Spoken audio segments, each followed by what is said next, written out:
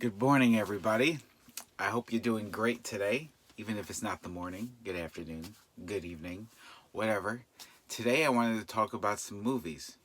I know it's a big change of pace for me, but I really wanted to talk about these movies because I just recently revisited them after a very long time. One of the movies I actually have not seen in over 20 years, so much that I completely forgot what the movie was about, except for probably one line. The movies I want to talk about today are the Godfather Trilogy.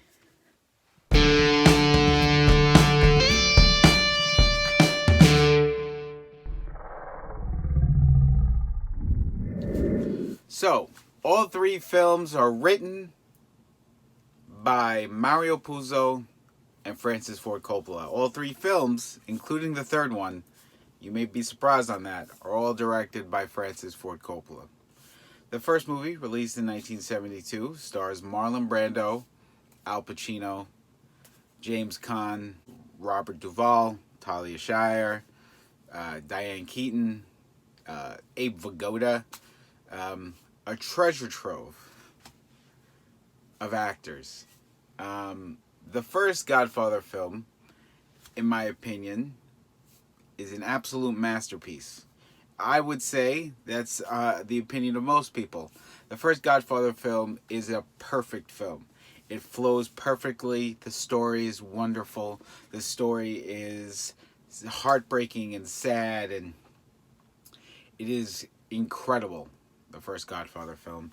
It is Vito Corleone, head of the family, the Godfather, towards the end of his life, after the movie starts with the wedding of his daughter Connie to her husband, and throughout his life to the very end. I hope I'm not spoiling a movie released in 1972. If I am, I apologize. The second film is the story of Michael Corleone running the Corleone crime family, as well as a young Vito Corleone growing up, moving from Sicily to New York City and rising to power. And the third film is about Michael Corleone towards the end of his life, dealing with family, dealing with divorce, dealing with a young nephew who's trying to be the new guy in the family, trying to take over the family, try to be the boss of bosses in the Corleone crime family, played by Andy Garcia. All right. So, as I said, the first movie is an absolute masterpiece. The second one is such a great film. There are so many great performances in all these movies. The first film, you get a very subdued Al Pacino. The young Al Pacino, the almost Panic at Needle Park Al Pacino. He's very subdued. He talks at a very low level. And then it crescendos as the trilogy goes by. The second film, only 2 years later, 1974, with Godfather 2, Al Pacino is a little bit more intense. He's the head of the family now. He's got a lot of responsibilities. He has to take care of the other members of the family. Unfortunately, his older brother, Santino, well, he had an accident at a toll booth. Watch the first movie. And then his other brother, Fredo, who's kind of a mess. And then his sister, Connie, who's also a mess. There's a lot of messes in this movie, especially his marriage, and dealing with raising young children, and raising young children around organized crime. And this film, unlike the first one takes place in New York. The second film takes place in Nevada, so it's a little bit more of a different atmosphere. Fredo takes a boat trip. Doesn't end well for him. I'm spoiling The Godfather 2. I'm spoiling Godfather 1. Vito Corleone dies at the first he dies. He dies in the movie. I hope I'm not spoiling everything, but I mean that's the truth. Michael became boss because Vito passed away of natural causes, which is weird, right? Because it's a mafia movie, but the boss, the Godfather, Vito Corleone, he passes away, unfortunately. It was a little weird at the end. They were spraying the tomatoes with something. It looked like a poison. We're just going to talk about the poison and not about the fantastic performances. Marlon Brando, Al Pacino, um, James Caan is great in this movie. Robert Duvall is great. Robert Duvall has hair in the first movie. I think the best performance by a hairpiece goes to 1972's Robert Duvall. The second one, he's just like, I'm not wearing it. I'm going full bald. I respect that. So let's talk about Godfather 3. Let's talk about this film. The first two movies, brilliant. Marlon Brando, fantastic. Al Pacino in the second one. Robert De Niro playing a young Vito Corleone, an Oscar-winning performance for Best Supporting Actor. Brilliant film. Brilliant performance. Godfather 1, masterpiece. Godfather 2, in my opinion, masterpiece, just slightly lower. Slightly lower. The performances in the second one are probably better than the performance in the first one, but I feel like the story of the first one is better than the second one. Now, Al Pacino in Godfather 3 is an absolute wonder. This man is incredible. I hope that Al Pacino shows up for The Irishman. I know that Godfather 3 was filmed in 1990, so it was quite a bit ago, but hopefully he still has that in him, because that performance in Godfather 3 was wonderful.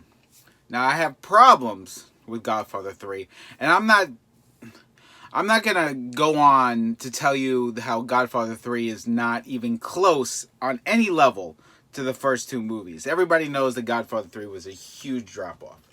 Written by Mario Puzo, directed by Francis Ford Coppola. It's the same people. Robert Duvall said in an interview with Larry King that they weren't going to give him enough money, so he's not even showing up. Tom Hagen's not even in it. They kind of mention him, I don't even think by name.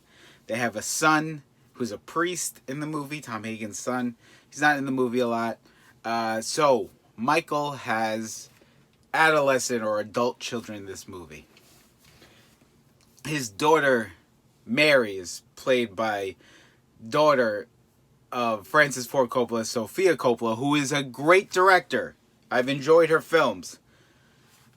We'll get back to her. And then his son, Anthony, or Tony Corleone, played by an actor who may or may not sing. I don't know. He's singing in the movie. Andy Garcia. He plays Vincent, played by Andy Garcia, who is Cuban. Not Italian at all. I'm not saying that Andy Garcia is not a great actor. I'm not Italian either. But, you know, if you're going to cast this movie, probably get some people who are a little believable. Andy Garcia is from Cuba. But I guess that makes sense because Al Pacino played Tony Montana, who was Cuban in the movie, but he's also Italian. So maybe that has something to do with it. Andy Garcia is not good in this movie. He's just not. His performance is very over the top in not a good way. All his acting feels acted. All his dialogue feels acted. And it's obvious when you're going against Al Pacino, who is so great in this movie. It's just Pacino just acts circles around Andy Garcia. Now, and this is no disrespect to Andy Garcia. So if he's watching this, lo siento, okay? He doesn't have that he doesn't have the screen presence of Al Pacino. I don't know what they were trying to do. If they were trying to, like, Andy Garcia's character was like the young Michael in the first movie, because combination of what Santino was and what Michael was in the first movie, combining the two characters, but it didn't work for me. Also, Sofia Coppola. Let's just talk about Sofia Coppola for the rest of this video. She is so wooden in this film. She's not an actress. Again, no disrespect. She's not any good in this movie. I said to my brother and I said to some friends, it felt like she was reading from cue cards, like it was an episode of Saturday Night Live. Her performance was just so subdued and not very believable, and her emotions weren't authentic at all. Even what happens towards the end of the movie, you just don't believe it. She was not the right fit for this role. I heard that she wasn't even the first choice, which is probably pretty apparent. So this movie suffers from the two main characters, first cousins who fall in love. Gross. Like, it's kind of it's gross. So at the end of the day, the Godfather trilogy probably is my second favorite trilogy of all time. I said it.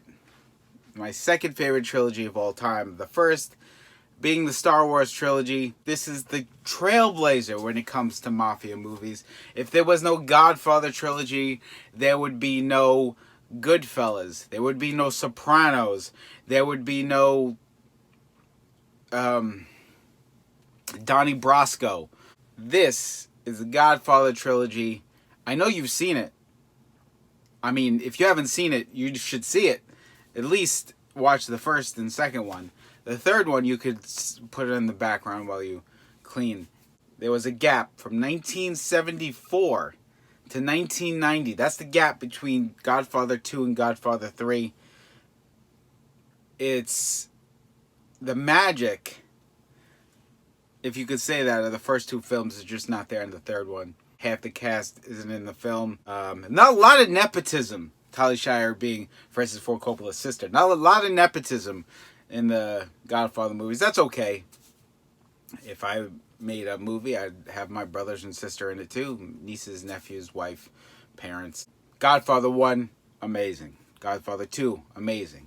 Godfather 3 is an okay movie that lacks, that suffers due to two poor performances, in my opinion.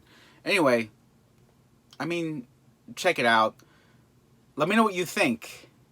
Who hasn't seen The Godfather, right? Who hasn't seen... What was the last time you saw Godfather 3, though? You let me know. In the comments. Let's talk about The Godfather 3. Let's talk about Sofia Coppola in Godfather 3. I want to talk about... That's all I want to talk about right now. Is Sofia Coppola in Godfather 3. I forgot how not great she is in this film. I don't know. Anyway, thank you guys so much for watching. I will see you next time. Please like the video if you like it. Please subscribe. Hit the notification bell. I really appreciate you guys watching this video. I really appreciate the subscribers, both new and old. You have no idea. I love doing this. I want to continue doing it. And I'll see you next time.